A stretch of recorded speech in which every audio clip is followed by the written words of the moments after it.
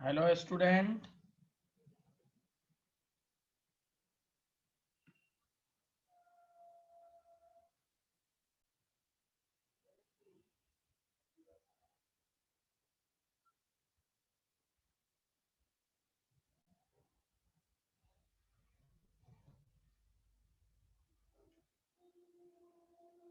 Hello, आवाज आ रही मेरी?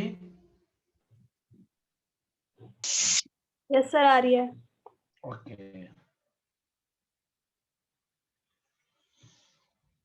तो कल हम लोग ने पूरा क्वांटम नंबर वगैरह पढ़ लिया था। आज लास्ट टॉपिक पढ़ेंगे। टॉपिक डालिएगा जिसमें ग्राफ वगैरह आएगा। देखिए, श्रोडिंगर वेव इक्वेशन।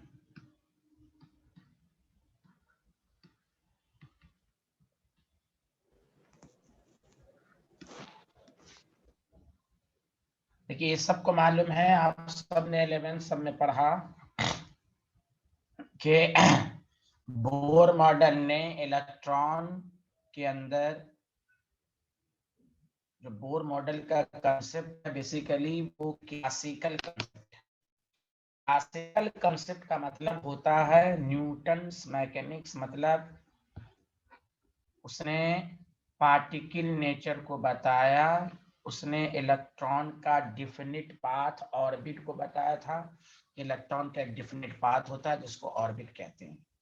बाद में साइंटिस्ट ने कहा नहीं, इलेक्ट्रॉन के अंदर डुअल नेचर है, उसको हम कहते हैं क्वांटम मैकेनिक्स। क्वांटम मैकेनिक्स में हम इलेक्ट्रॉन के डुअल नेचर को एनालाइज करते हैं। तो जैसे ही इलेक्ट्रॉन के अंदर वेव नेचर आया, तो ये जो डिफिनिट पाथ का जो कंसेप्ट था बोर मॉडल का, इट हैज नो मीनिंग। तो ऑर्बिटल का कंसेप्ट आया जहां इलेक्ट्रॉन के पाए जाने की प्रोबेबिलिटी मैक्सिमम होती है। तो श्रोडिंगर का मेन रोल था, जिसको हम ये भी कहते हैं वेव मैकेनिकल मॉडल। तो वेव मैकेनिकल मॉडल बनाने में बोर मॉडल के बाद श्रोडिंगर का ही मेन रोल था।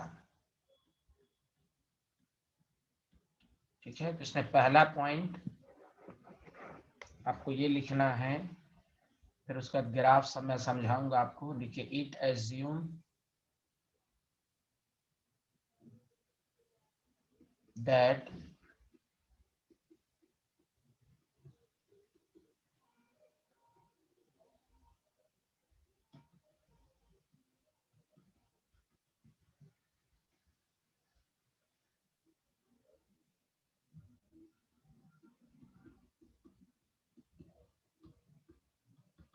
rather than traveling along definite path, definite path को हम ऑर्बिट कहते हैं। वही है, उसने डिफिनिट पाथ को छोड़ को एक्सक्लूड किया। उसने कहा, आगे लाइन देखिए, a particle rather than travelling along definite path. Schrodinger ने कहा कि जो पार्टिकल मतलब इलेक्ट्रॉन है, इज डिस्ट्रीब्यूटेड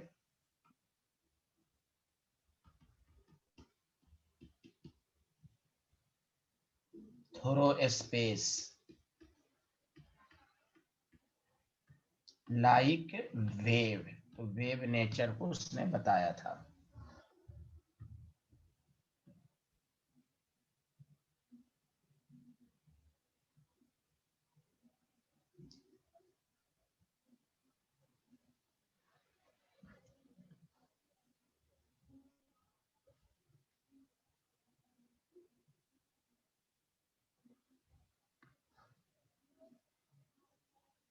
हाँ, ये फर्स्ट स्लाइड है, फर्स्ट। वही कहा कि it assume that rather than travelling definite path, तो a particles distributed in space like wave. उन्होंने वेव का कंसेप्ट दिया। लिख लिया सारे लोगों ने? Yes sir. सेकंड पॉइंट लिखिए, फिर मैं उसको समझाता हूँ। देखिए, द मैथमेटिकल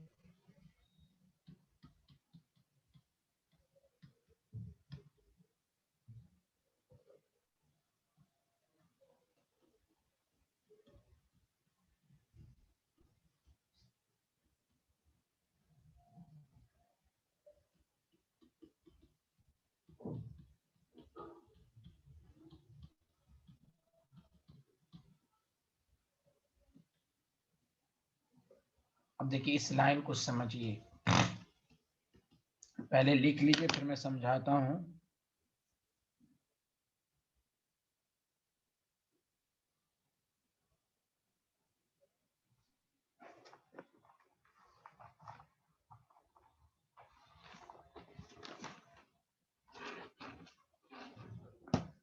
लिख लिया सारे लोग ये second point?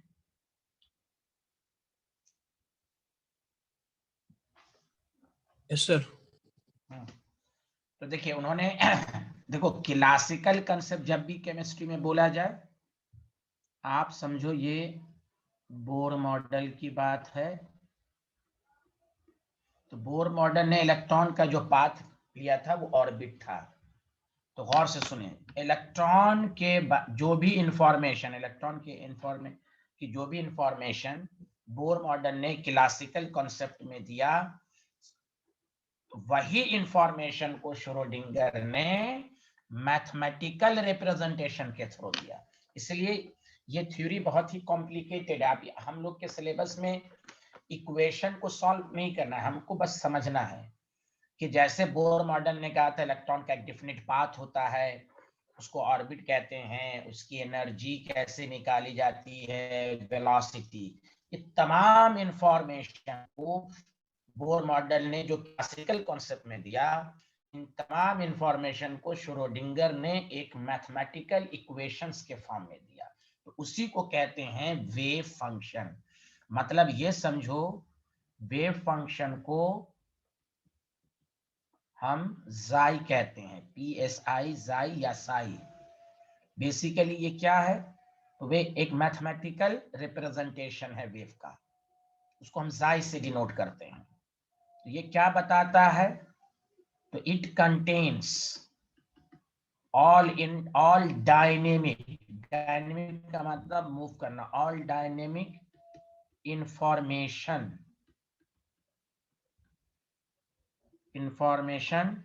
About electron. Information बोले तो वो किस ऑर्बिटल में है, उसकी साइज क्या, मतलब ये तुम कह सकते हो हिंदी में कि इट इज जन्म कुंडली ऑफ इलेक्ट्रॉन, यानी पूरी इंफॉर्मेशन जाई में छिपी हुई है, जन्म कुंडली ऑफ इलेक्ट्रॉन। इसी से क्वांटम नंबर का कंसेप्ट आया। क्वांटम नंबर हम लोगों ने पहले पढ़ा लिया है, बेसिकली श्रोडिंगर से ही आया, जो आपको लिखाया भी जाएगा। तो बस एक लाइन में समझिए कि जितनी इंफॉर्मेशन इलेक्ट्रॉन के बारे में बोर मॉडल ने जो क्लासिकल कंसेप्ट में दिया कि क्या ऑर्बिट है, क्या एनर्जी है, उन तमाम इंफॉर्मेशन को श्रोडिंगर ने एक मैथमेटिक्स इक्वेशन के जरिए दिया। उस मैथमेटिकल रिप्रेजेंटेशन ऑफ वेव को हम वेव फंक्शन कहते हैं। Did you understand everyone? Yes sir. बोले आया समझ में? हाँ हाँ, वेरी गुड। यानी श्रोडिंगर ने तमाम इंफॉर्मेशन को किस फॉर्म में दिया, बताइए सारे लोग मिलके। श्रोडिंगर ने इलेक्ट्रॉन के तमाम इंफॉर्मेशन को किस फॉर्म में दिया? मैथमेटिकल। हाँ, मैथमेटिकल रिप्रेजेंटेशन के। उसी को हम क्या कहते हैं? उसी को हम क्या कहते हैं? Wave function. हाँ, तो बोलिए ना सारे लोग, वेव फंक्शन। हाँ चलिए आगे बढ़ते हैं। ये लिख लिया आपने?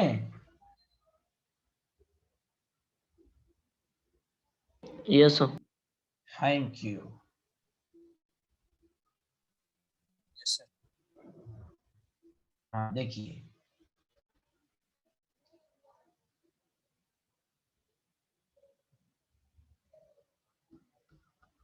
श्रोडिंगर वेव इक्वेशन जो आपको पढ़ना है of an electron in an atom is, इसको ये कहते हैं जो आपके सिलेबस में है, एस जाई इज इक्वल टू ई जाई। अब इसका मतलब क्या है, ध्यान दीजिए, एक एक करके मैं समझाऊंगा आपको। ये है हैमिल्टोनियन ऑपरेटर। अब इसका क्या मतलब होता है वो सब बताएंगे आपको। हैमिल्टोनियन ऑपरेटर, जाए तो समझ गए, ई एनर्जी है, ये एनर्जी है। सर इस इक्वेशन से क्या मिलता है, इसका एक फॉर्म है, ऐसे बहुत कॉम्प्लिकेटेड फॉर्म है ये, उसका एक छोटा सा फॉर्म आपको सिलेबस में है।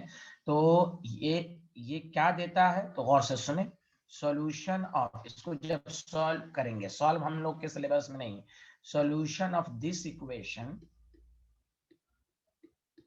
क्या क्या देगा जानते हैं, गिव्स जाई एंड ई, मतलब एनर्जी।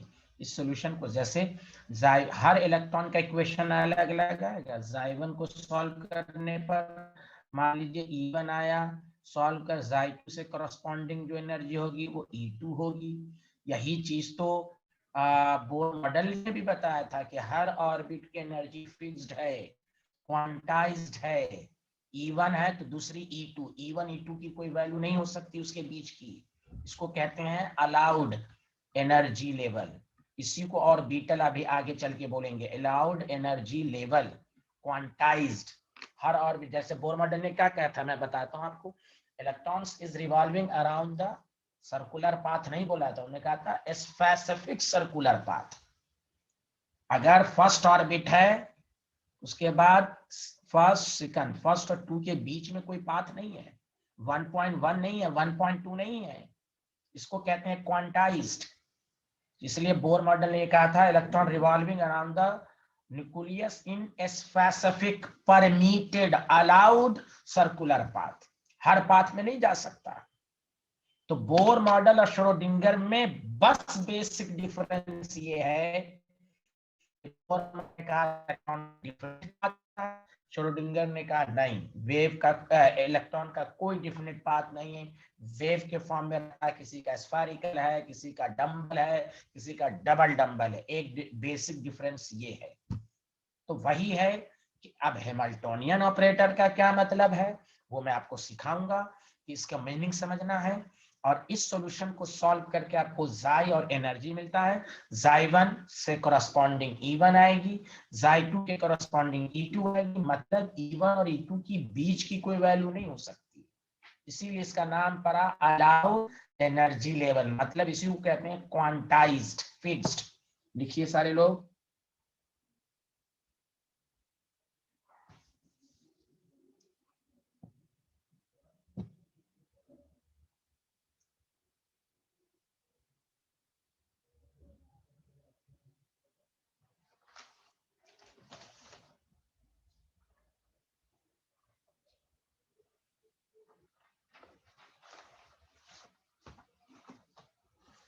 लिख लिया ये सलाह।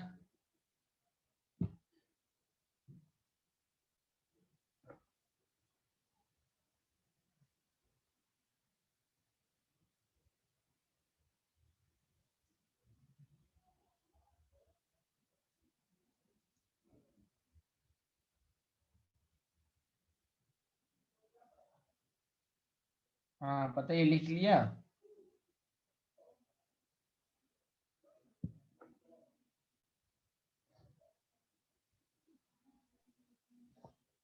Yes, sir. आप देखिए, हैमिल्टोनियन ऑपरेटर का मतलब समझना है तो गौर से सुनिए। जैसे आप मैथ में या फिजिक्स में EX है, और EX का डिफरेंशिएशन क्या होता है, कोई बता सकता है EX का डिफरेंशिएशन क्या होता है? सर ये एक्स होता है। EX होता है। सब लोग बायो वाले भी जानते हैं ना भाई? हाँ, अरे मेघना मालूम है ना? Yes sir. हाँ, मैंने 1 लिया, उसकी वजह है 1 इंटू EX। ठीक है भाई। अच्छा आप बताइए, एक कंफ्यूजन ये दूर कीजिए, बहुत सारे लोगों को ये कंफ्यूजन होता है कि जाय कैंसिल। अच्छा बताइए, क्या ये EX कैंसिल हो सकता है? अरे बोलिए। No sir. ये नो EX, हाँ तो वही, हाँ नो वेरी गुड। तो ये जाय कैंसिल, तो बहुत सारे को कंफ्यूजन, सर जाय कैंसिल हो जाना चाहिए। नहीं, मैं इसलिए एक एग्जांपल मैथमेटिक्स रिप्रेजेंटेशन के जरिए एग्जांपल दे रहा हूँ कि माइंड में सेट करें। ये आपके पढ़ना नहीं, बस हैमिल्टोनियन ऑपरेटर क्या है, कोई पूछ दे क्या है ये, उसको समझने के लिए एक एग्जांपल दे रहा हूं मैं। ठीक है, अब सुनो, ये जो 1 वैल्यू आई है, कहीं पर 2 आएगी, कहीं पर 3 आएगी, जो भी आएगी, समझा कि नहीं? ये सॉल्व करके आई है आपको, है कि नहीं? तो ये सॉल्व करने पर आई आपको। तो यही जो है ना, इसी को कहते हैं, ये जो d/dx है, डिफरेंशिएशन है, इसी को कहते हैं, मैं यहां पर लिख देता हूं, ये जो डिफरेंशिएशन फॉर्म है, इसी को कहते हैं इट इज एन ऑपरेटर। तो भाई ये जाई के पास हैमिल्टोनियन, मतलब EX के पास हम डिफरेंशिएशन लगा देंगे तो सॉल्व होके ये वैल्यू आएगी। तो इट इज एन ऑपरेटर। जो रोल d/dx का इसमें है, वही रोल यहाँ हैमिल्टोनियन ऑपरेटर का है। कहीं पर हैमिल्टोनियन ऑपरेटर डिफरेंशिएशन फॉर्म होगा, कहीं पर इंटीग्रेशन फॉर्म होगा, कहीं पर स्क्वायर हो जाएगा, कहीं पर एडिशन, कहीं पर सब्सट्रैक्शन। कि किसी मैथमेटिकल फंक्शन पे हम ऑपरेटर लगा देंगे तो वो सॉल्व करेगा। डिफरेंशिएशन फॉर्म लगा देंगे, सॉल्व हो जाएगा। इंटीग्रेशन फॉर्म, तो वही है, इट इज एन ऑपरेटर, जिसको श्रोडिंगर में कहा गया हैमिल्टोनियन ऑपरेटर। अरे अच्छे से आ रहा है कि नहीं, जल्दी बोलो।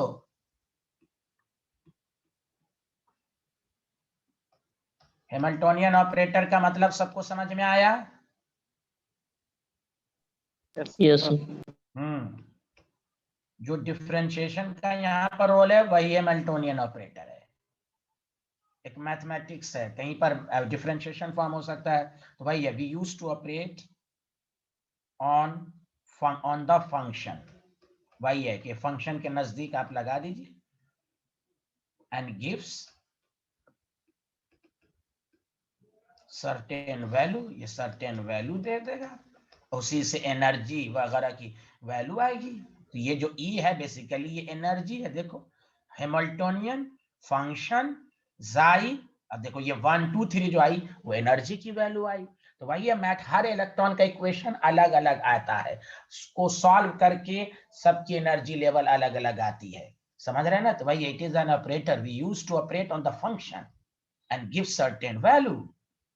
यहाँ पर डिफरेंशिएशन लगा दिया गया, कहीं पर इंटीग्रेशन लगा दिया जाएगा, कहीं पर साइन थीटा लगा दिया जाएगा, कुछ भी इक्वेशन हो सकती है वेव की, इसी को कहते हैं हैमिल्टोनियन ऑपरेटर। समझ में आया हैमिल्टोनियन ऑपरेटर का मतलब अच्छे से? अरे बोलिए सब लोग। Yes sir. हाँ, ये साइड में लिख लीजिए, ये एक समझने के लिए मैंने लिखाया, इसका कॉम्पिटिशन से लेना देना नहीं है। क्योंकि मैंने ये लिख दिया, स्टूडेंट के माइंड में ये नहीं आता हैमिल्टोनियन ऑपरेटर क्या है, तो उसको मैंने साइड में समझा दिया है कि बेसिकली ये एक ऑपरेटर है जो फंक्शन पर लगाया जाता है। समझा कि नहीं? जो सॉल्व होकर सर्टेन वैल्यू देता है, ये आपको बस समझना है हैमिल्टोनियन ऑपरेटर का मतलब। बस इसको लिख लीजिए सेल्फ स्टडी के लिए, कि आपको जब पढ़ रहे हो तो आपको मतलब समझ में आए। अरे मेघना, मदिया, नबीला, सबको समझ में आ रहा है? Yes sir. अच्छा चलिए, अब आइए सारे लोग ध्यान दीजिए।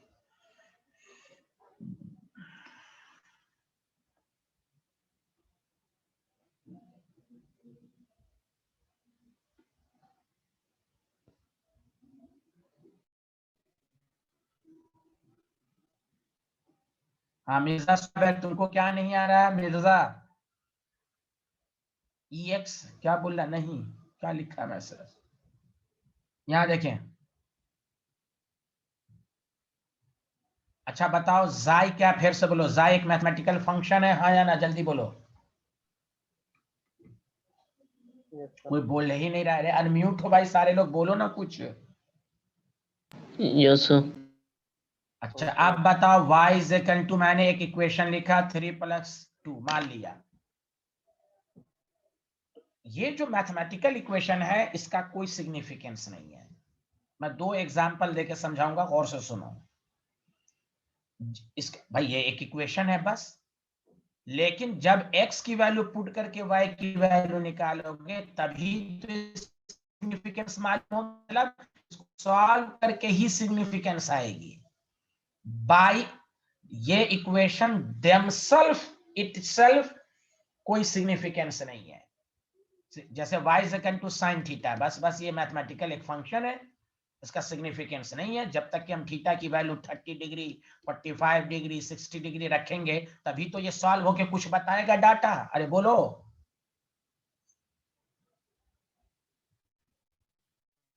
अरे बोलो ना। Yes sir. अरे अरे अमन अनीस, आवाज नहीं है तुम्हें, समझ में आ रहा है? बोलो ना हाँ या ना। यस सर, आ रहा है। हाँ तो फिर बोलो कर, सब लोग बोले भाई। तो यहां मैं ये कह रहा था कि जिस जाई एक मैथमेटिकल फंक्शन है, it has no physical significance itself. अब इसका मतलब तो वही मैं मतलब समझाया, जिस तरह डेली लाइफ में भी एक एग्जांपल लो, जैसे अखरोट। अखरोट लाते हो ना, होता है ना अखरोट, उसका कोई सिग्निफिकेंस, कोई कहेगा खाओ, कैसे खाओगे भाई? जब तक अखरोट को ब्रेक ना किया जाए तभी तो खा पाओगे, हाँ या ना, जल्दी बोलो। Yes sir. यस ब्रेक करोगे, इसको ब्रेक करोगे तभी तो खा सकते हैं, तभी तो सिग्निफिकेंस आएगी। ऐसे कोई देगा अखरोट, व्हाट इज अखरोट, कुछ नहीं। अब उसको तोड़ के, तो वही हाल जाई का है। जाई का फिजिकल सिग्निफिकेंस नहीं है।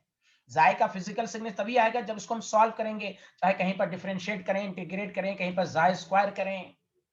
तो जाई purely mathematical function, it has no physical significance.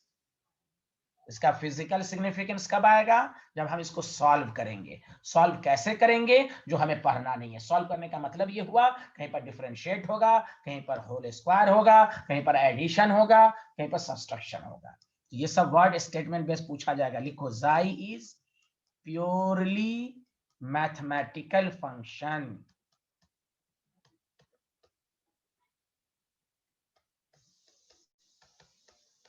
Therefore,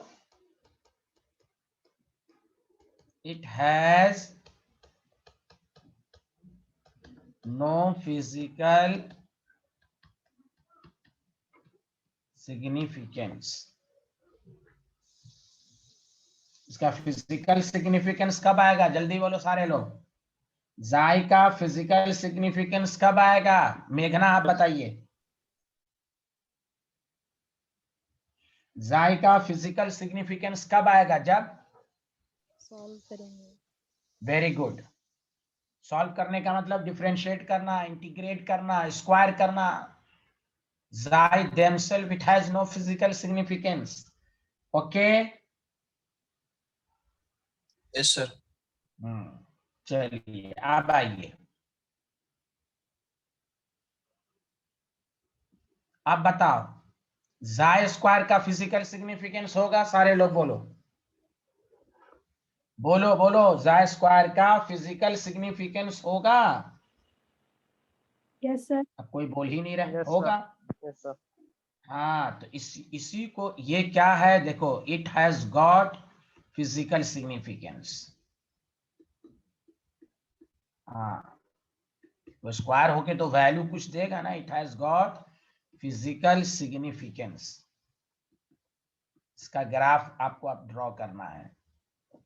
physical significance क्यों? तो कहेंगे बिकॉज, लिखना शुरू करें, it gives the idea of probability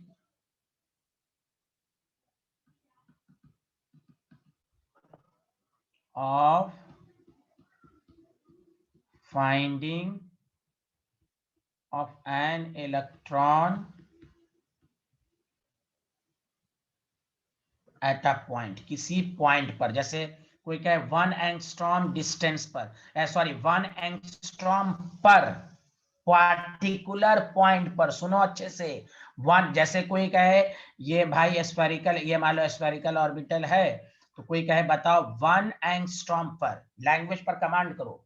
एक बोलेगा 1 एंगस्ट्रॉम पर, और एक वर्ड है 1 एंगस्ट्रॉम डिस्टेंस पर, दोनों में फर्क है। Point to be noted. कोई कहेगा 1 एंगस्ट्रॉम ही पर, तो उसको कहते हैं एट अ पॉइंट, एक पॉइंट पर इलेक्ट्रॉन की प्रोबेबिलिटी क्या है, उसको ज़ाई स्क्वायर कहते हैं। और अगर कोई बोले, सुनो अच्छे से, 1 एंगस्ट्रॉम के डिस्टेंस पर, तो 1 एंगस्ट्रॉम का डिस्टेंस जब बोलोगे तो यहां पर भी हो सकता है, यहां पर भी हो सकता है, तो फिर ये स्फेरिकल शेल बन सकता है कि नहीं? जल्दी बोलो हाँ या ना। अगर बोलेगा 1 एंगस्ट्रॉम के डिस्टेंस पर प्रोबेबिलिटी निकालो, तो बताओ यहाँ पर 1, यहाँ पर 1, यहाँ पर 1, यहाँ पर 1, तो एक और स्फेरिकल शेल बन जाएगा। अरे बोलो। Yes sir. तो दोनों में फर्क है। एक पॉइंट है कि ओनली 1 एंगस्ट्रॉम पर प्रोबेबिलिटी बताओ, पार्टिकुलर पॉइंट, और एक है कि 1 एंगस्ट्रॉम के डिस्टेंस पर प्रोबेबिलिटी बताओ, तो उसको कहते हैं 1 एंगस्ट्रॉम के डिस्टेंस, उसको कहते हैं रेडियल प्रोबेबिलिटी फंक्शन। वो एक अलग कंसेप्ट है। ज़ाई square gives the idea of probability of finding of electron at a point, एक पार्टिकुलर पॉइंट पर। Did you understand everyone? अरे बोलिए ना। Yes sir. Yes sir. Yes, sir. हाँ, विद इन एन एटम, फर्क समझिए, ये ऐसे नहीं ऊपर ऊपर पढ़ लेना है। हम लोग पास पढ़ लेते हैं probability of finding of electron, इसलिए स्टेटमेंट बेस्ड क्वेश्चन में हमसे गलत हो जाता है।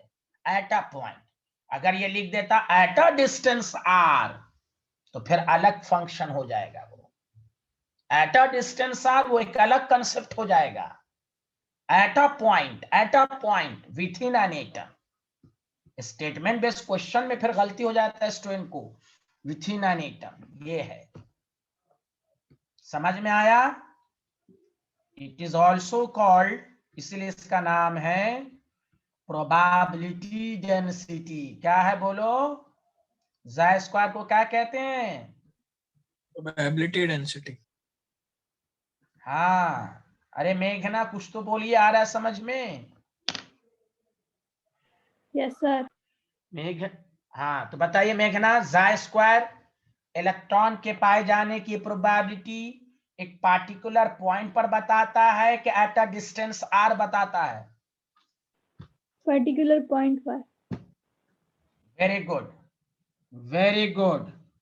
अरे मदिहा, नबीला क्यों नहीं रिस्पॉन्स कर रही है? लिखने में तो नहीं हंगामा होगा? नबीला, ये आई है कि नहीं? हाँ आई तो है। तो ये फर्क समझिए अच्छे से सारे लोग। आगे बढ़ें तो बताइए। Yes sir. हाँ तो तो ज़ाई लिख लिए। स्क्वायर, हाँ तो लिख लिए, रुको ना, लिख तो लिए, समझ में आया कि नहीं ये तो बोलो। Yes, sir. आगे। हाँ तो बोलो फिर से सारे लोग। ज़ाई स्क्वायर इलेक्ट्रॉन के पाए जाने की प्रोबेबिलिटी को पॉइंट के रिस्पेक्ट में बताता है कि डिस्टेंस आर के रिस्पेक्ट में बताता है? पॉइंट। So point के। हाँ तो आ गया अच्छे से समझ में? Yes sir. Yes sir. Yes, sir.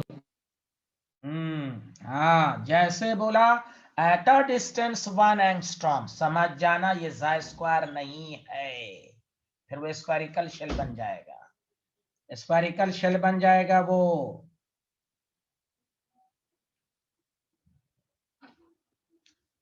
तो इसलिए देखिए मैं आपको बताता हूं, गौर से सुनिए। एक टर्म लिखिए रेडियल, एक टर्म लिखिए आप, radial probability, radial probability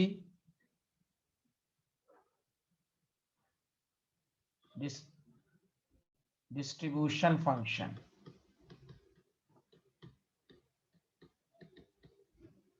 radial probability distribution function, समझा? इसका मतलब मैं बताता हूं, इसको देखिए, इसको ये क्या बताता है फर्क समझिए, लिखिए it gives the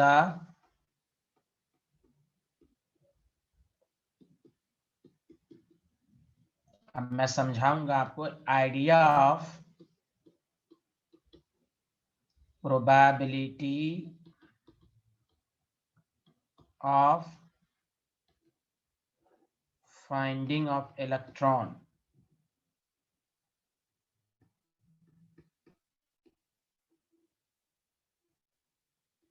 at a distance r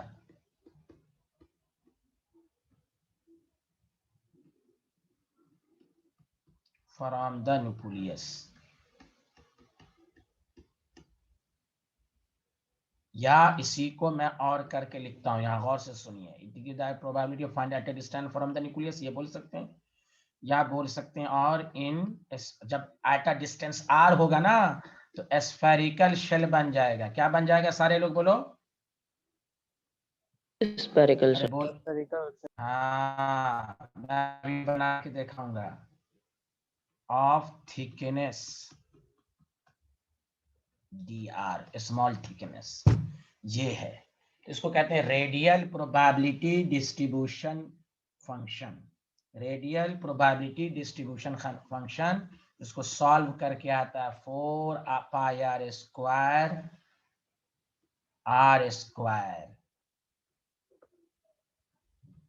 इस तरह लिखते हैं, या 4 पाई आर स्क्वायर जाई स्क्वायर, जाई को बेसिकली बहुत सारे बुक में आर, कहीं पर आर स्क्वायर भी लिखते हैं, तो आप कंफ्यूज नहीं होइएगा, ये है, खुद सोचिए कैसे, अगर ये डिस्टेंस है, अगर कोई कहे आर डिस्टेंस पे, तो एक और स्फेरिकल हो जाएगा, तो ये आर है, ये आर प्लस डी आर होगा, तो इसको सॉल्व कीजिएगा ना तो वो 4 पाई स्क्वायर डी आर होगा, यानी वॉल्यूम हो जाएगा, वॉल्यूम। तो फर्क समझ में आया, रेडियल प्रोबेबिलिटी डिस्ट्रीब्यूशन फॉर में it gives the idea probability of finding of electron at a distance r from the nucleus, या in spherical thickness of thickness dr। अरे बोलिए, आया समझ में? Yes sir. पार्टिकुलर पॉइंट पर कहे तो वो जाई स्क्वायर है, पार्टिकुलर पॉइंट पर कहे तो जाई स्क्वायर है, एट अ डिस्टेंस r कहे तो रेडियल प्रोबेबिलिटी डिस्ट्रीब्यूशन फंक्शन है, मतलब टोटल प्रोबेबिलिटी ये है। अगर मैं तुमसे पूछूं, एक क्वेश्चन पूछूं, तुम लोगों से लिख लिया सारे लोग? Yes sir. Yes, sir. मान लो कि ये s ऑर्बिटल है, मान लो ये s ऑर्बिटल है, मान लो हमने कहा एट 1 एंगस्ट्रॉम डिस्टेंस पर, एट अ डिस्टेंस r पर, बताओ, और eight a distance 1 angstrom and eight a distance 2 angstrom, किस पे रेडियल इलेक्ट्रॉन के पाए जाने की प्रोबेबिलिटी ज्यादा होगी, जल्दी बताओ। तो देखो कैसे सॉल्व करोगे, आपको लैंग्वेज समझना है, मैंने कहा एट अ डिस्टेंस 1 एंगस्ट्रॉम, तो बताओ एट अ डिस्टेंस 1 एंगस्ट्रॉम का क्या मतलब हुआ, पार्टिकुलर पॉइंट है कि एट अ डिस्टेंस है? Eight a distance. हाँ, तो एट अ डिस्टेंस क्या करोगे तो एट एक At a spherical shell distance. ये बनेगा, हाँ हाँ, 2 एंगस्ट्रॉम इससे ज्यादा है तो देखो एक और स्फेरिकल शेल बनेगा, तो बस फॉर्मूला से साथ, इसको तुम मान लो S1, इसको मान लो S2, तो S2 पे इलेक्ट्रॉन की प्रोबेबिलिटी ज्यादा है, क्योंकि इसके फॉर्मूले में देखो R के डायरेक्टली प्रोपोर्शनल है, समझा कि नहीं? तो डिस्टेंस ये वाला 2a एंगस्ट्रॉम ज्यादा है, तो इलेक्ट्रॉन की पाए जाने की प्रोबेबिलिटी भी 2a एंगस्ट्रॉम पर ज्यादा होगी। तो इस तरह का क्वेश्चन बन जाएगा, आपको समझ में बात आ रही है कि नहीं? हाँ या ना, जल्दी बोलो। Yes sir. जैसे ही 1, हाँ, एट अ डिस्टेंस बोला तो इधर 1 एंगस्ट्रॉम हो सकता है, इधर 1 एंगस्ट्रॉम हो सकता है, इधर से 1 एंगस्ट्रॉम हो सकता है, इधर से 1 एंगस्ट्रॉम हो सकता है, तो एक स्फेरिकल शेल बन गया। फर्क समझे? हाँ, पार्टिकुलर पॉइंट पर बोलता कि नहीं, एट 1 एंगस्ट्रॉम पर बताओ तो वो होता था जाई स्क्वायर, जो मैं 10 दफा बोल बोल के समझा रहा हूँ कि स्टूडेंट को समझ में नहीं आता है, ये समझ लो। तो बताओ S2 पे इलेक्ट्रॉन की प्रोबेबिलिटी ज्यादा होगी एज कम्पेयर टू S1, चूंकि 2a नॉट है, और ऑब्वियसली 4 पाई आर स्क्वायर में r स्क्वायर होगा, तो ये वैल्यू ज्यादा होगी। Did you understand? Yes sir. अब आओ ग्राफ के बारे में। अच्छा, ग्राफ से पहले, हाँ ग्राफ से पहले एक पॉइंट मैं समझा रहा हूँ, कंसेप्ट ऑफ नोड, तो फिर ग्राफ पढ़ेंगे। कंसेप्ट ऑफ नोड, नोड वो होता है, जल्दी जल्दी लिखो, the point where the probability of finding of electron is zero, where the probability of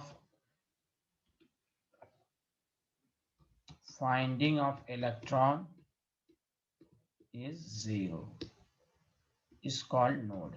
तो नोड कहते हैं जहां इलेक्ट्रॉन के पाए जाने की प्रोबेबिलिटी जीरो हो, इज कॉल्ड नोड। क्लियर है स्टूडेंट? जल्दी बोलिए। Yes, sir.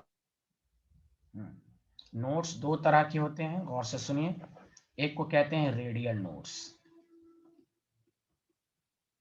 और एक को कहते हैं एंगुलर नोड्स। दोनों का मतलब एक ही है, प्रोबेबिलिटी जीरो। बस फर्क ये है कि रेडियल नोड्स जो मेजर किया जाता है ना, डिस्टेंस के long, it is distance dependent. ये डिस्टेंस के रेस्पेक्ट में मेजर किया जाता है। और एंगुलर नोड जो होता है, एंगल का मतलब एंगल हुआ, मतलब it is direction dependent. Angle का मतलब हुआ डायरेक्शन डिपेंडेंट। अब देखिए, बहुत ही क्वेश्चन आता है इस पर। रेडियल नोड्स निकालने का फॉर्मूला होता है n-l-1 और एंगुलर नोड्स निकालने का फॉर्मूला होता है, मैं ऊपर लिख देता हूं, number of angular nodes is equal to l, azimuthal quantum number, या तुम ये भी कह सकते हो नोडल प्लेन। नोडल प्लेन निकालने का भी फॉर्मूला होता है L। नोडल प्लेन बोलो या एंगुलर नोड्स बोलो, दोनों का मतलब एक ही है, डायरेक्शन डिपेंडेंट। तो radial nodes probability zero, angular nodes probability zero. फर्क ये है कि एंगुलर नोड्स डायरेक्शन के रिस्पेक्ट में मेजर किया जाता है और रेडियल नोड्स डिस्टेंस के रिस्पेक्ट पे मेजर किया जाता है। बताइए, आया समझ में यहां तक? Yes, sir. Yes, sir. Good, लिख लिया तो बोलिए।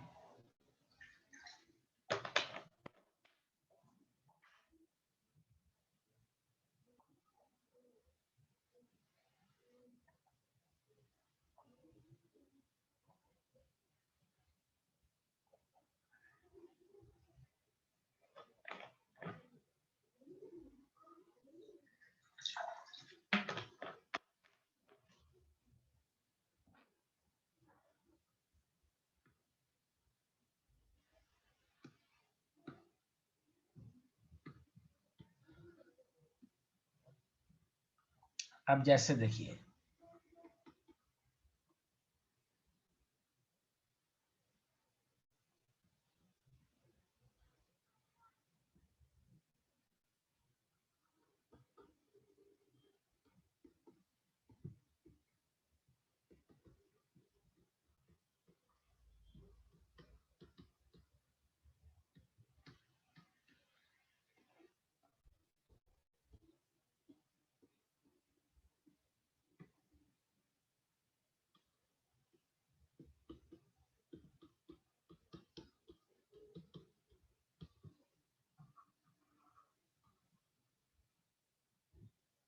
चलिए 1s में radial nodes, angular nodes end nodes, तीन तीन चीज आपको कह सकता है, वो निकाल के दिखाइए। फिर मैं ऑब्जेक्टिव क्वेश्चन सब भी दूंगा इस पर।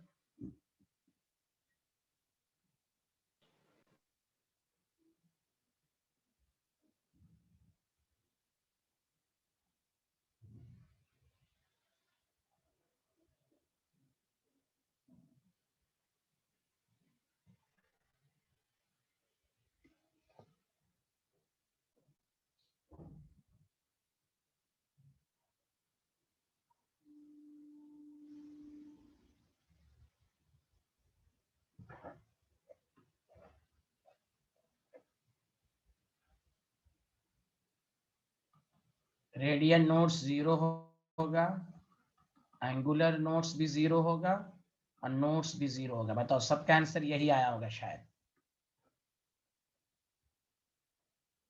पर कोई बोल ही नहीं रहा है। Yes sir. ठीक है, चलिए 2s में तीनों निकालिए तो जल्दी से।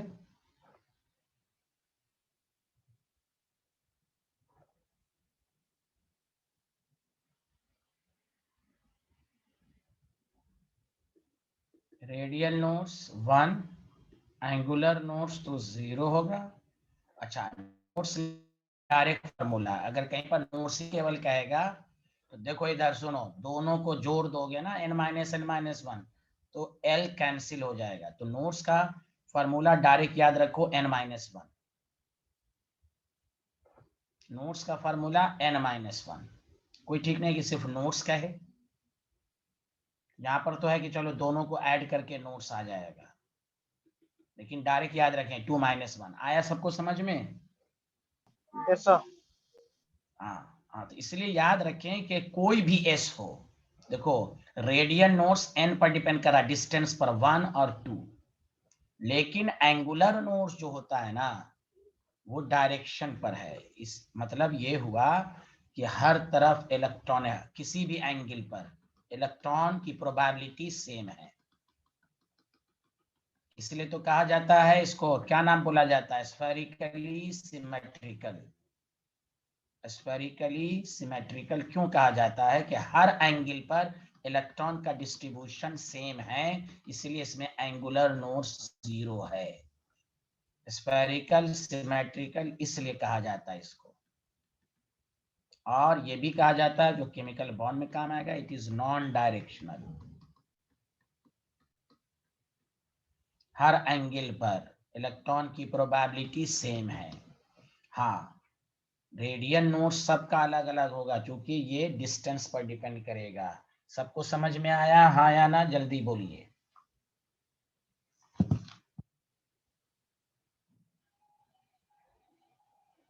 अरे बोलिए ना, मत बोलिए। अच्छा चलिए, 2p में आप रेडियल नोट्स निकालिए, एंगुलर नोट्स निकालिए और नोट्स निकालिए 2p में।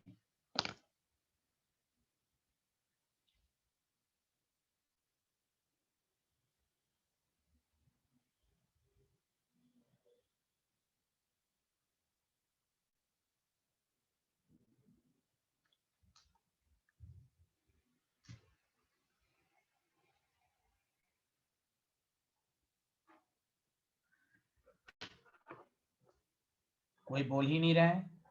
इसमें रेडियल नोट्स कितना आया? 0। 0 0 एंगुलर 0 1 हाँ, तो उसका मतलब ये है, एंगुलर नोट्स क्यों 1 हुआ इसमें, तो जैसे देखो अच्छे से, मान लो ये px है,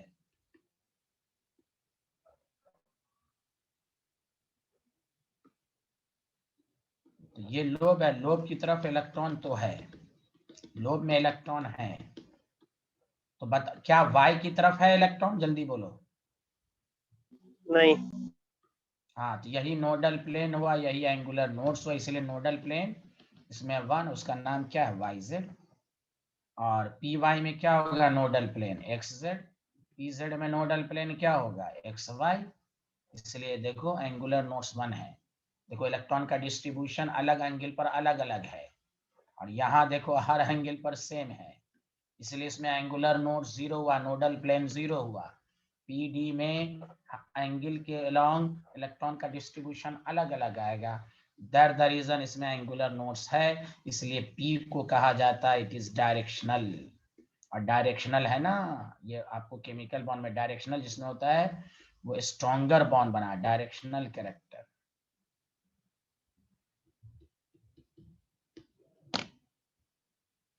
बोलिए, आया समझ में?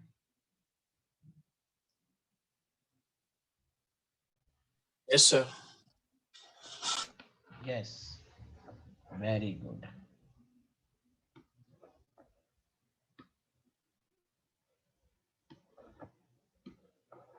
तो नोट्स निकालने तो आ ही गया सबको, बोलिए किसी को डाउट तो नहीं है ना? नहीं सर। उसी तरह सबका निकाल ही लीजिएगा। अब देखिए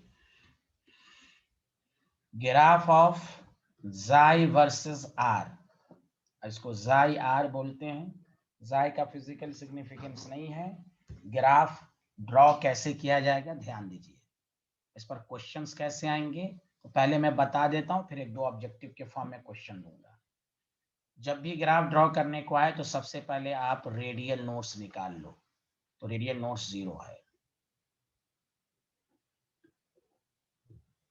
आपको ग्राफ बना के पूछेगा कौन सा ऑर्बिटल है, एक तो ये क्वेश्चन बनेगा। आर डिस्टेंस है, इसमें कोई रेडियल नोट्स नहीं है, और एस का जो ग्राफ है ऊपर से शुरू होगा। क्यों? इसको हम न्यूक्लियस मान लें। एस के केसेस में इलेक्ट्रॉन की प्रोबेबिलिटी न्यूक्लियस पे मैक्सिमम, इसलिए ग्राफ इसका इस तरह होगा। टच नहीं करना, मतलब न्यूक्लियस पे मैक्सिमम है, दूर जा रहे हैं तो घट रहा है। ये हुआ 1s का। अगर आपको कहे 2s का ग्राफ ड्रॉ करो, सारे लोग ध्यान देना, जाई आर वर्सेस आर, ऊपर से आया,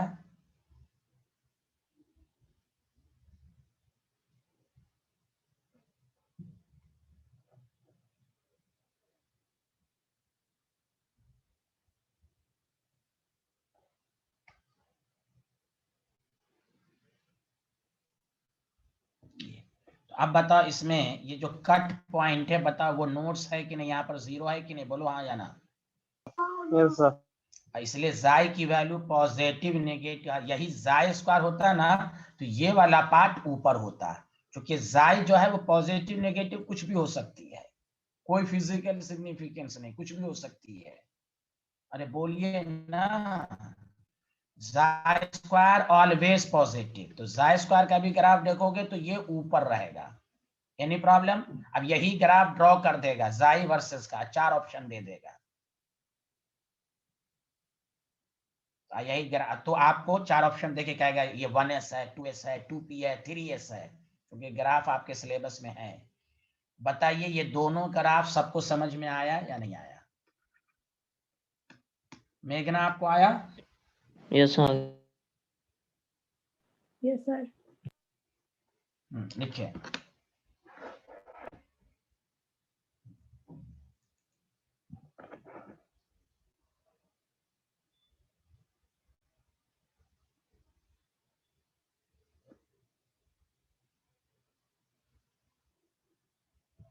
लिख लिया तो बताइएगा।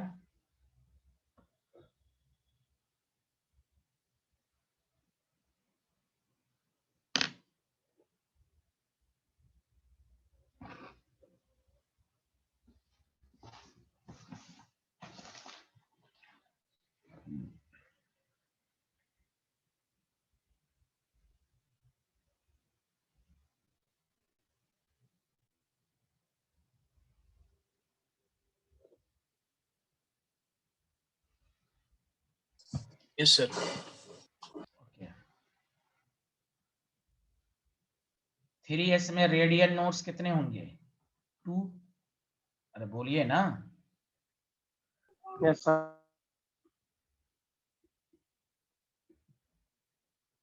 ग्राफ हमेशा ऊपर से ही आएगा। तो बताओ 2 नोट्स आया कि नहीं इसमें, 1 और 2? कोई बोल ही नहीं रहे हो तुम लोग, बोलो ना। Yes, sir. जल्दी बनाते रहो।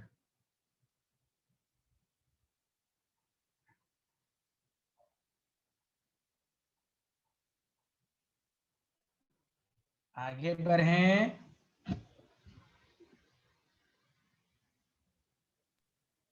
Yes, sir.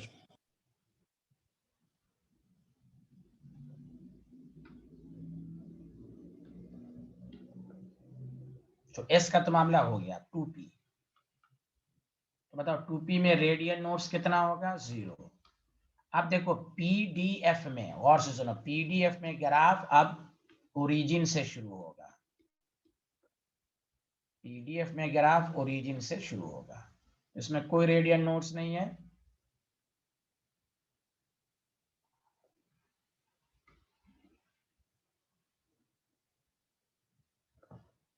ये हो गया। ये 2p, अब मैं एक ही दफा बना देता हूँ, ये 2p का होगा या 3d का होगा या 4f, सबका एक ही तरह से होगा, बस थोड़ा सा विथ ज्यादा होगा, वो एक अलग मैटर है। ये 2p का होगा, 4f में भी कोई रेडियन नोट्स होगा। Did you understand everyone? अरे Yes, बोलो sir. यार, Yes. कोई Yes, sir. सबको समझ में आया? Yes, sir. Thank you. Yes, sir. हाँ, आगे बढ़ें।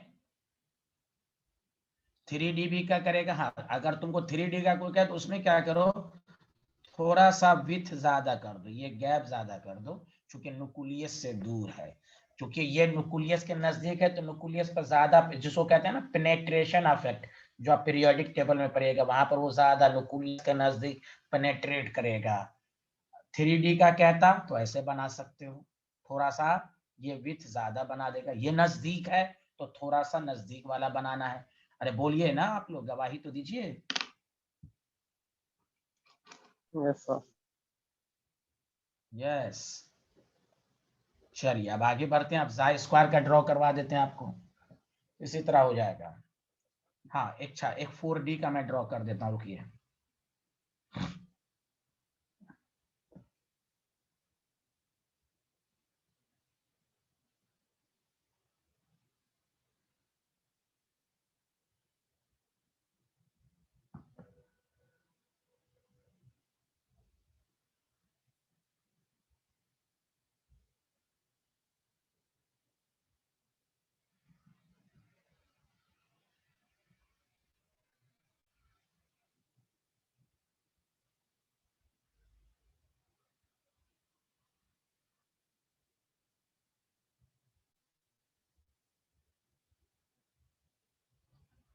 लिख लिया सारे लोग?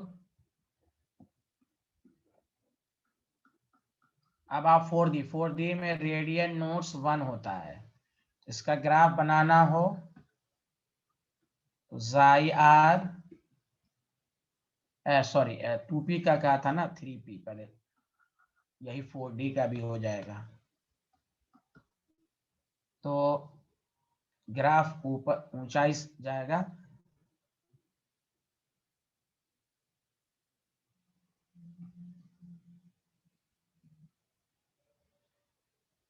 बताओ यहाँ एक नोट्स आया कि नहीं, जल्दी बोलो।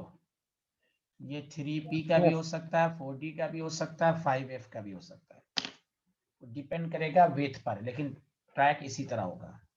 चलो आगे बढ़ते हैं, अब जाई स्क्वायर का ड्रॉ करते हैं।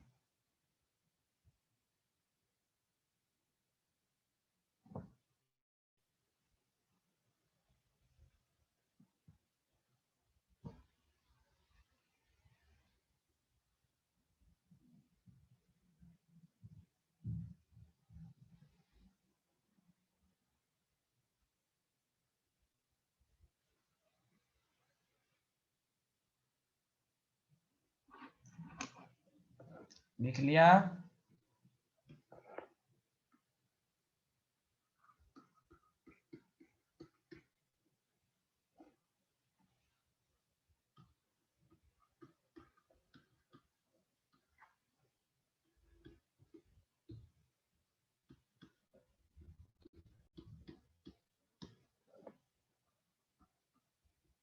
इसमें रेडियन नोट्स 0, ग्राफ एक ही तरीके का होगा।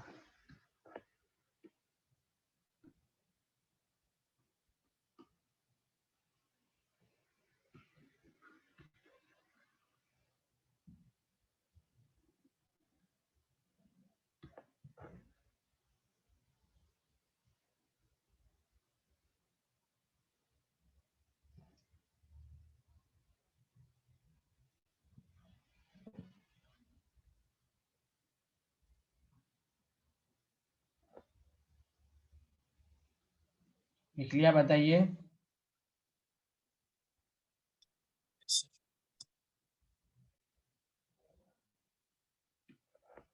हाँ, 2s में रेडियन नोट्स 1 है, यही ग्राफ आपसे पूछेगा।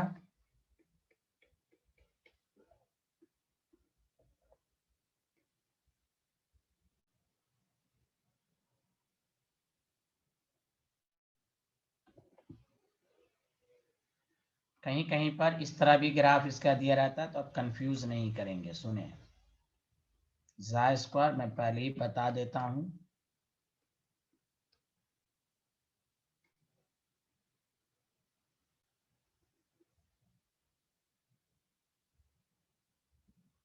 ये पूरा टच नहीं कराएगा।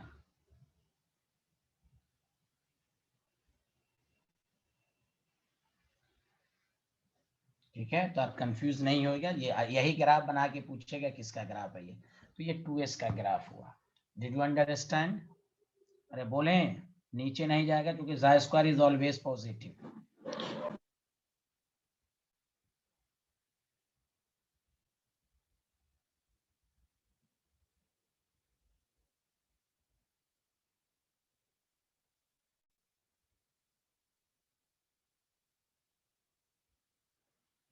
चलिए बताएं, आगे बढ़े। ये कोई नोट करना जरूरी नहीं है, वो मैंने बता दिया आपको। चलिए आगे बढ़े, बताइए सब लोगों ने लिख लिया? Yes sir.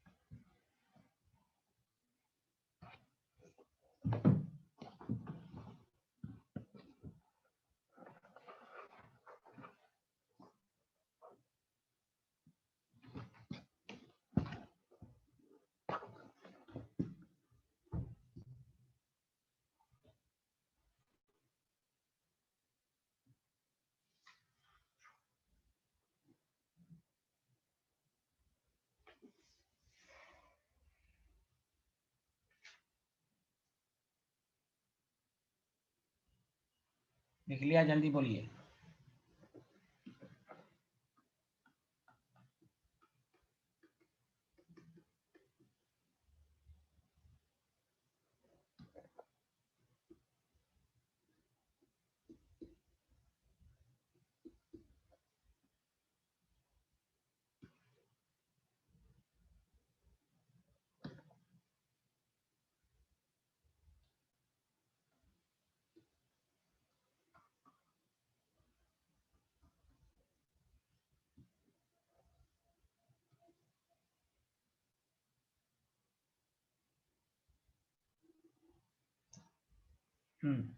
बताओ ये ग्राफ किसका है? 3p का है कि 4p का है? किसका है ये ग्राफ? जल्दी बोलो। ये ग्राफ किसका होगा? 2p, 3p, 4d, 4d नहीं, 3d, 4p, चारों किसका है ये? ठीक है सर। हाँ,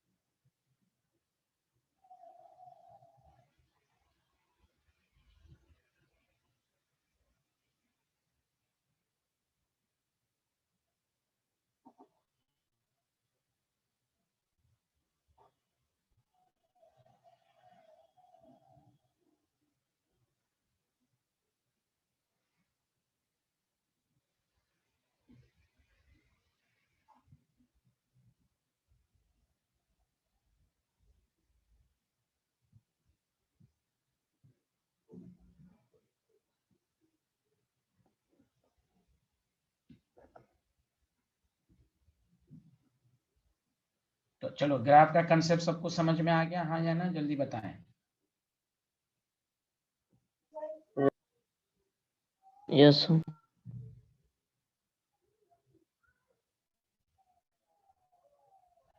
हम्म,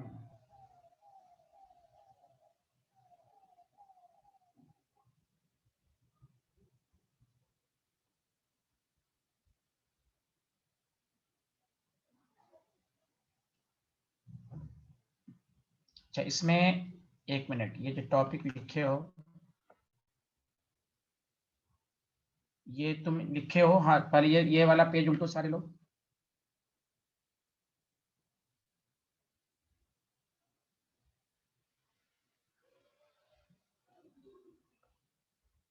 उलट लिए, जल्दी बताओ। Yes. हम्म, एक कंफ्यूजन दूर कर लो, गौर से सुनो।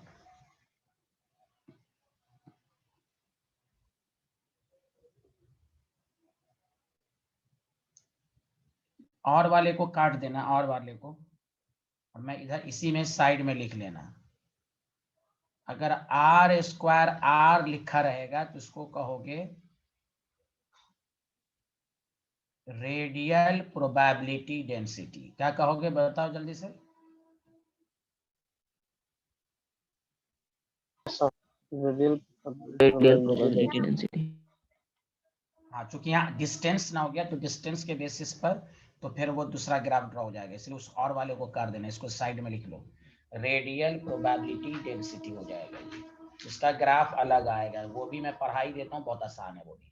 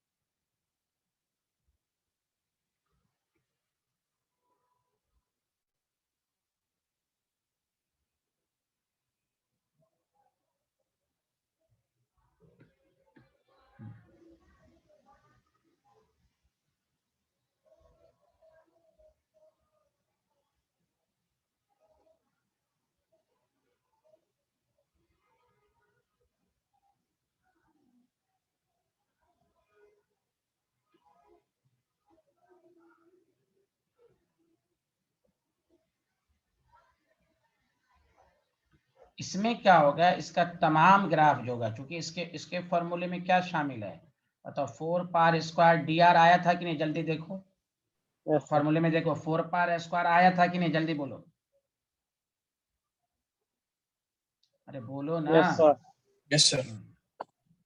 तो बताओ आर आर जीरो तो पूरा फंक्शन जीरो हो जाएगा। तो रेडियल प्रोबेबिलिटी डिस्ट्रीब्यूशन कर्व जब भी पूछा जाएगा तो सारा ग्राफ ओरिजिन से शुरू होगा। सारा ग्राफ कहां से शुरू होगा, जल्दी बोलो, ओरिजिन से। अब इसमें ये एनी प्रॉब्लम, सारा ग्राफ, हाँ जाई और जाई स्क्वायर में ग्राफ ओरिजिन से शुरू नहीं होगा इसका, लेकिन चूंकि ये आर जीरो तो सब जीरो हो जाएगा। अरे बोलो ना, हाँ या ना,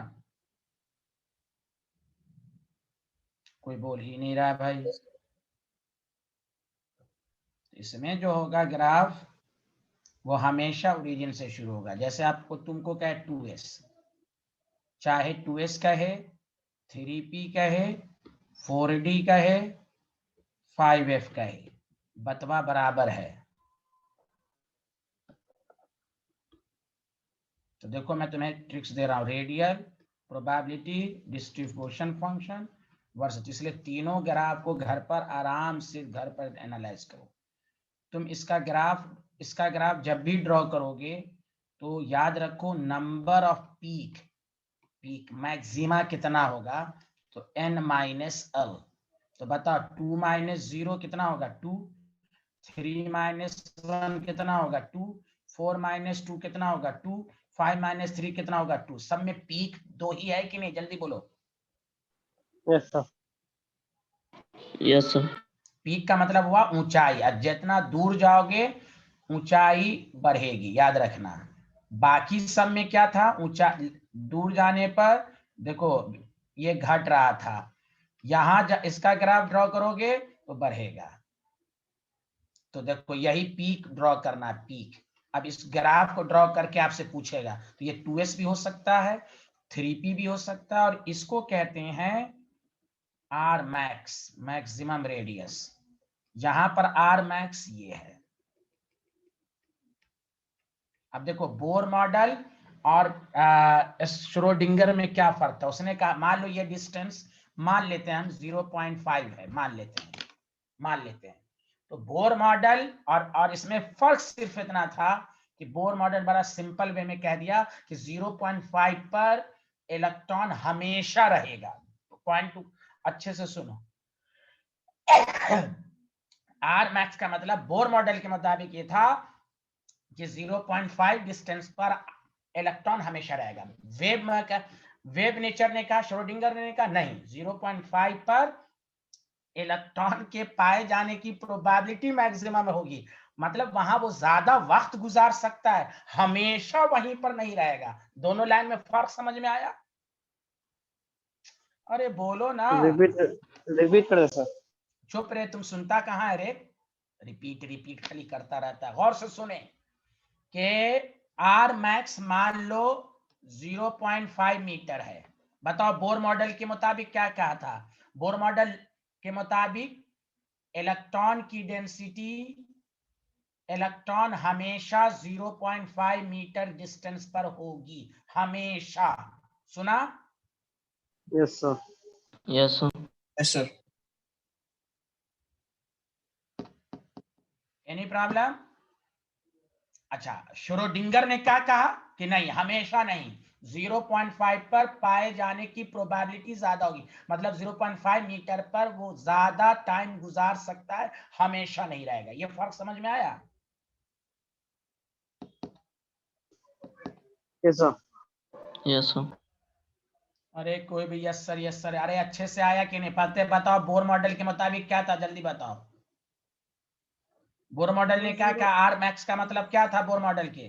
0.5 पे वो हमेशा रहेगा इलेक्ट्रॉन। वेरी गुड, हाँ। और श्रोडिंगर के लिहाज से क्या था? प्रोबेबिलिटी ज्यादा हमेशा होगी नहीं वहाँ पे। रहेगा। बस, हाँ, मैक्सिमम होगी, ये कह सकते हैं आप कि 0.5 पर वो ज्यादा वक्त गुजारेगा, ये कह सकते हैं, लेकिन वो परमानेंटली उसी डिस्टेंस पर। यही फर्क है बोर मॉडल में और वेव मैकेनिकल मॉडल में। उसी तरह तुम्हें कहेगा 3s और 4p, 4d, 5f का ग्राफ। बताओ इसमें नंबर ऑफ पीक कितना होगा, जल्दी बताओ। 3. 3 सब में 3 होगा, तुम देख लो, सब में 3 होगा।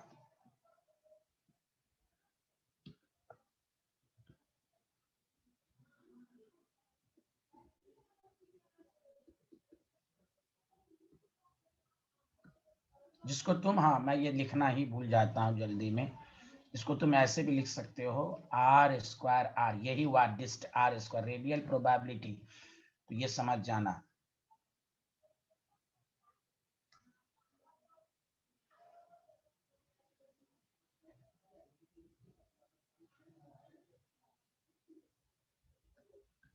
तो 3 पीक हो गया है कि नहीं, जल्दी बताओ। तो इसमें ये आर मैक्स होगा।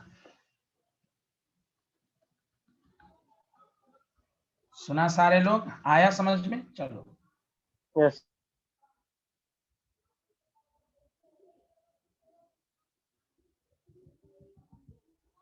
सर वो 5F होगा ना?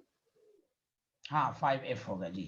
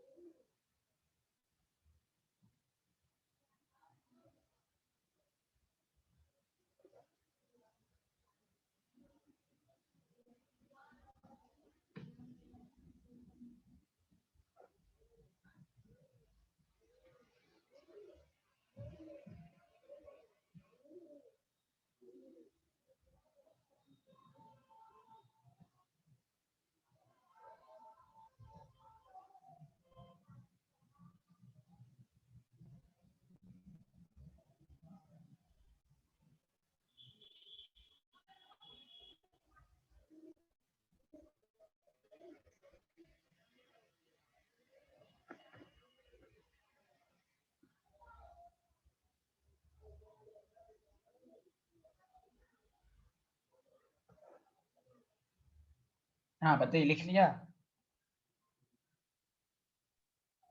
Yes sir. तो इधर बताओ, रेडियल प्रोबेबिलिटी डिस्ट्रीब्यूशन फंक्शन को हम आर स्क्वायर आर की तरह लिखेंगे, ठीक है। रेडियल, देखो मैं दोबारा बता देता हूँ, साई स्क्वायर को कहते हैं प्रोबेबिलिटी डेंसिटी, और जब रेडियल वर्ड लगा दे देगा तो डिस्टेंस हो जाएगा, तो वो हो जाएगा रेडियल प्रोबेबिलिटी। क्योंकि मैंने बता दिया साई स्क्वायर पार्टिकुलर पॉइंट पर है, वहां आर की बात नहीं होगी, समझा कि नहीं। और अगर वो रेडियल प्रोबेबिलिटी डेंसिटी बोल दिया या रेडियल प्रोबेबिलिटी डिस्ट्रीब्यूशन फंक्शन बोल दिया, कुछ भी बोल दिया, तो वो अब हो जाएगा 4 पाई स्क्वायर डी आर, जो मैंने आपको बताया था। तो चलिए आगे बढ़े, जल्दी बताइए। समझ में आया? कोई डाउट तो नहीं है ना? तीनों ग्राफ में किसी को डाउट है तो पूछिए। कोई डाउट तो नहीं है ग्राफ में, तीनों ग्राफ में? No sir. चलिए, तो ये पूरा चैप्टर खत्म। एक दो ऑब्जेक्टिव कीजिए, कल पीरियोडिसिटी शुरू होगा।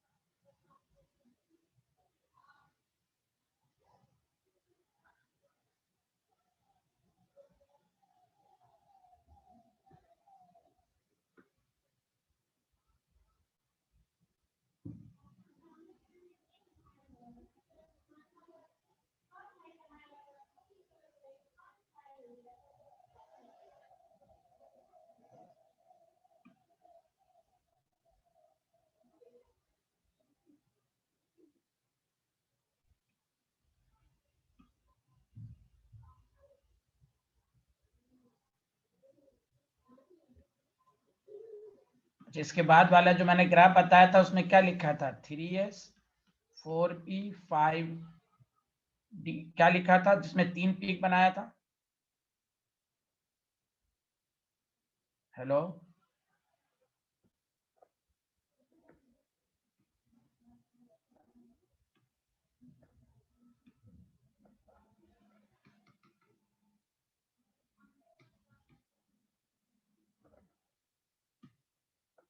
जिसमें 3 पीक बनाया था, उसमें क्या लिखा था?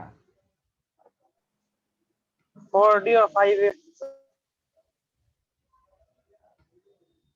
नहीं नहीं, गलत हो गया होगा इसका मतलब। जैसे वहां पे वो 3 नहीं आ रहा यहाँ था। 2s, एक मिनट, 2s 3p 4d, ठीक है। हाँ, तो उसमें तुम ये लिख लो भाई, 3s 5d, बस। 6f तक तो नहीं आया है। 3s एंड 3 माइनस 0 5 माइनस 2, वो लिख लो भाई। जिसमें 3 पीक बनाए हो उसमें 3s 5d लिख लो। लिख लिए सारे लोग?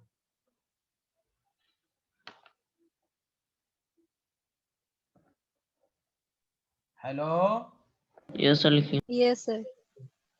चेंज कर लीजिएगा। हाँ, 5f भी नहीं, 5f तो यहाँ रहेगा। ये वाला तो सही लिखो ना, 2 पीक वाला।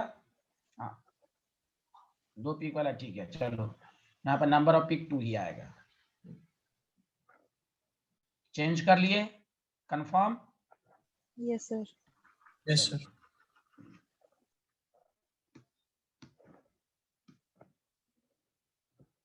चलो, इसमें आंसर सबका सही है, वेरी गुड।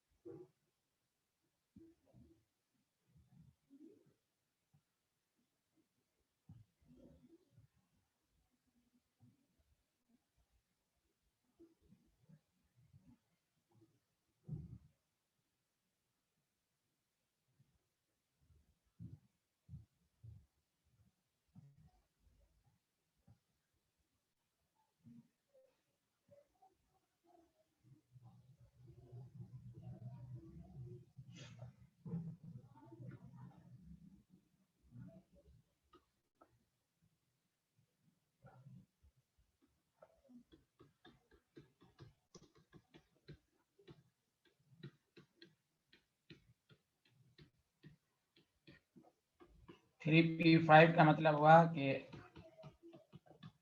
अनपेयर्ड इलेक्ट्रॉन तो ये सिंगल है, 3p में ही है, तो n की वैल्यू 3, बाकी तो ये ऐसे ही कैंसिल, l की वैल्यू 1, m की वैल्यू -1 टू +1 होगा, कोई भी एक वैल्यू ले लिया, s की वैल्यू हाफ, कहीं पर आप नहीं है तुझे, इसकी वैल्यू दोनों में से कोई एक ही होगी, तो इसलिए दिया ऑप्शन।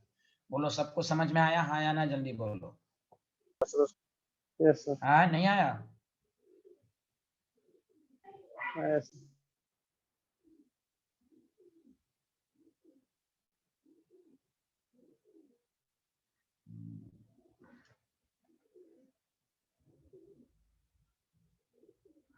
अरे हबीबुर रहमान, अमन, अनीस आया समझ में? सर आ गया मेरे को।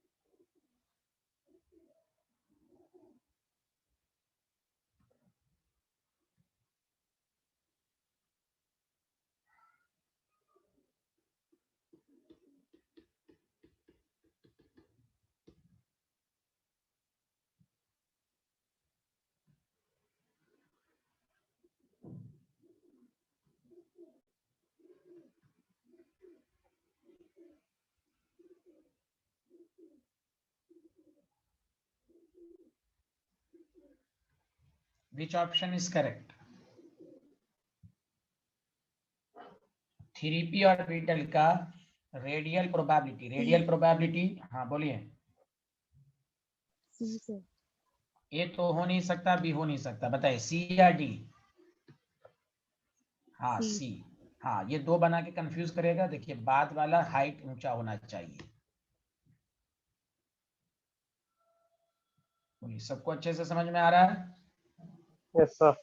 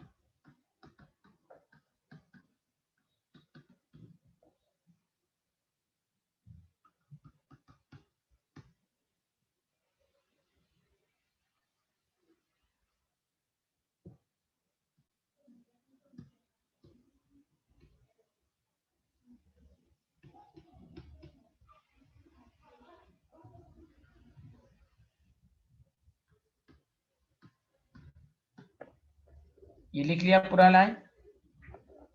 ये Yes, sir. पूरा इतना बड़ा क्वेश्चन देखते ही स्टूडेंट को हाँ ये स्टेटमेंट ही में पागल हो जाते हैं, क्या बोल रहा है। सिंपल पी को उन्होंने रेडियल प्रोबेबिलिटी डेंसिटी 4π² जो मैंने आपको बताया था। अब आपको 4 ऑप्शन दिया, 1s आप देख रहे हैं, तो ये P वर्सेस R का ग्राफ है।